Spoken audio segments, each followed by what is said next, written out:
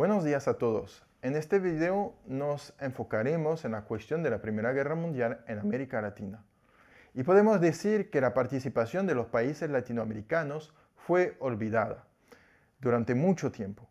Por ejemplo, si les pregunto cuáles son los países de América Latina que declararon la guerra a Alemania, es probable que menos del 5% de los que están viendo este video supieran contestar a la pregunta.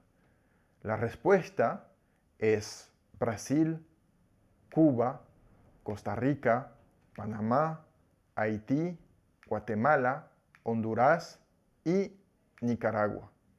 Otros 6 países rompieron sus relaciones diplomáticas con Alemania sin llegar a declarar la guerra. Se trata de Bolivia, de República Dominicana, que estaba bajo ocupación estadounidense, Perú, Uruguay, El Salvador y Ecuador. A estos países hay que añadir los territorios ultramarinos de las potencias europeas que ponemos en rosado en el mapa. A pesar de una participación diplomática, de cierto apoyo militar con los soldados voluntarios y una política económica nunca completamente neutral, es sorprendente que la guerra mundial aparezca en los catálogos de los archivos latinoamericanos bajo el rótulo de, entre comillas, guerra europea, como si el conflicto no hubiese tenido repercusiones internacionales, como si no hubieran participado las regiones africanas, asiáticas o americanas en esta conflagración. La clasificación misma de este acontecimiento revela algo de la percepción de este conflicto en los países latinoamericanos. Es algo que ocurrió lejos de nosotros y que no tuvo tantas repercusiones. Y es innegable que para los europeos que tuvieron que sufrir en carne propia este choque económico, político, humanitario y militar, la destrucción de los pueblos y de las ciudades, la inflación, la ocupación de varios territorios, la importancia de la conflagración no puede ser la misma. Pero no explica completamente este largo olvido en América Latina. En efecto, la memoria de la Gran Guerra no es exclusiva de Europa. En todo el occidente desarrollado, el conflicto fue integrado al relato histórico nacional como en Australia o en Canadá. Incluso en países lejos de los frentes, como en Senegal, el recuerdo de los tirailleurs, que eran soldados de las colonias francesas que lucharon en Europa, todavía existe. En cambio, nadie o casi nadie recuerda en América Latina el chileno Arturo del Oro, los cubanos Domingo Rosillo, Adolfo Troz, César Añento, Santiago Campuzano, el dominicano Juan Ponce de León, el franco-argentino Antonio Benjamín, los venezolanos Sánchez Carrero y Rafael de Nogales Méndez y numerosos otros latinoamericanos que lucharon en las trincheras de Europa. Las plazas, los nombres de las calles, los osarios, las estatuas que conmemoran la guerra europea son contados en América Latina. El monumento más visible del continente es probablemente el modesto monumento de la Recordación de Puerto Rico, ubicado delante del Congreso del Estado Libre Asociado. Hasta tal punto que, salvo contados especialistas, casi nadie en América Latina recuerda que Bolivia, Ecuador, Guatemala, Brasil, Honduras, Nicaragua, Panamá, Uruguay, Haití, Perú y Cuba han firmado el Tratado de Paz de Versalles el 28 de junio de 1919. Las razones de este olvido en el siglo XX son múltiples. Nos limitaremos a mencionar las dos principales. La primera reside en el hecho de que el intervencionismo estadounidense, facilitado por la Primera Guerra Mundial, se hizo más apremiante con las ocupaciones de República Dominicana, Haití, Puerto Rico y el papel que jugó Washington en la chambelona en Cuba. El periodo de la Primera Guerra Mundial para las Antillas es también el del imperialismo estadounidense. La segunda razón es que no se puede negar que la historia militar de la Gran Guerra en América Latina se limitó a unos muy pocos combates entre británicos y alemanes en los mares de Chile y de Argentina.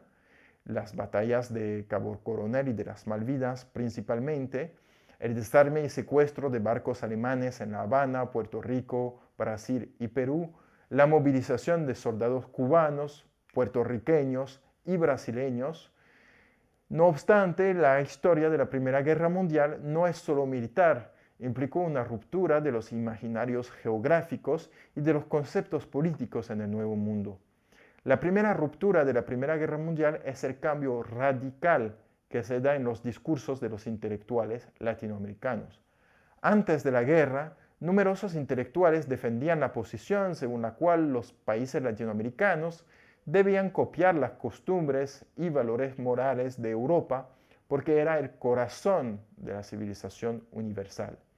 Esta posición se ve completamente deslegitimizada durante la guerra. Una crónica que me encanta citar porque resume en pocas palabras la situación de las élites de a principios del siglo XX es la del cronista Joaquín Aramburu en 1914 que escribía en el Diario de la Marina: esa es la civilización, dicen que sí, y he ahí la higiene defendiendo la vida de los individuos, la sanidad prolongándola, la ciencia ennobleciendo el espíritu, el arte deleitando, las escuelas formando ciudadanos. ¿Y todo para qué? Para que cuando haya aumentado la población y robustecido la existencia nacional y progresado la humanidad, que pueda el hombre surcar los aires, comunicarse de un continente al otro por las ondas hercianas, entonces acometerse, destruirse los pueblos que más alto nivel de civilización habían alcanzado. Es de estos pueblos de donde hemos de tomar ejemplo los jóvenes pueblos de América. Protesto de ello. La segunda ruptura es económica. Países como Cuba, Puerto Rico o Perú se enriquecen considerablemente durante la contienda.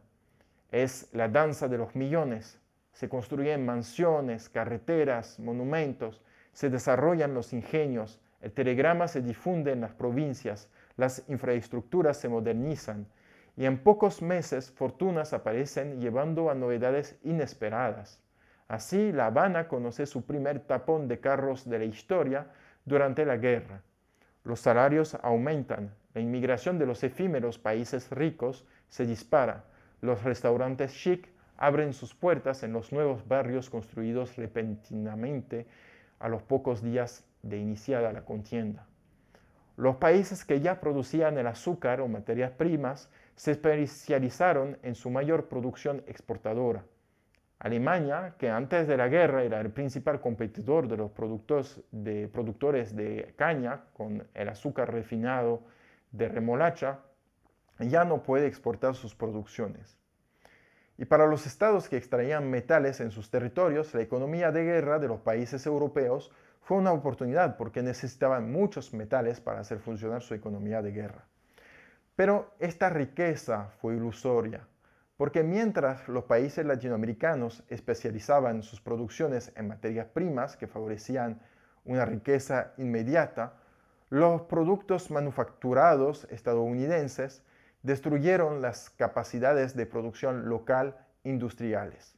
Cuando la guerra terminó, los países monoproductores se encontraron de nuevo con precios bajos para sus productos de exportación y una industria en crisis debido a la competencia estadounidense. La tercera consecuencia de la guerra fue que los soldados voluntarios que lucharon en Europa trajeron su experiencia militar en América Latina, desarrollando nuevas tácticas y cuerpos militares. Tomaré aquí solo dos ejemplos. El primero es el de Francisco Terry Sánchez y Santiago Campuzano, que formaron el primer cuerpo de aviadores de Cuba después de su participación como pilotos en la aviación francesa durante la guerra, y que explica por qué Cuba fue el segundo país en disponer de un ejército aéreo. El segundo es el de Rafael de Nogales Méndez, que había luchado en el ejército otomano y que ayudó a la guerrilla sandinista de Nicaragua a luchar contra los Marines estadounidenses. Hubo otras consecuencias de la guerra en América Latina, como la participación activa de los países latinoamericanos a la Sociedad de las Naciones y a la Corte Internacional de Justicia, la modernización de los periódicos y de los instrumentos de prensa, una nueva mirada sobre las tradiciones y costumbres nacionales y una defensa de la raíz hispánica de la identidad mestiza americana como instrumento de resistencia al imperialismo estadounidense, o el impulso que se dio al conflicto que dio el conflicto al movimiento obrero latinoamericano. Antes de terminar este video, les quiero preguntar si les interesaría que realice un video sobre algunos voluntarios latinoamericanos en la Gran Guerra o sobre otros temas relacionados. Así que me despido y hasta pronto para un nuevo video.